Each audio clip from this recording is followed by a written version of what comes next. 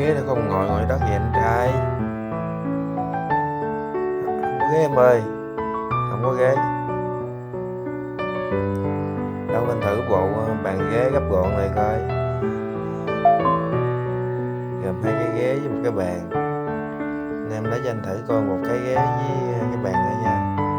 Cái này một bộ có hai cái lận, hai cái ghế lận.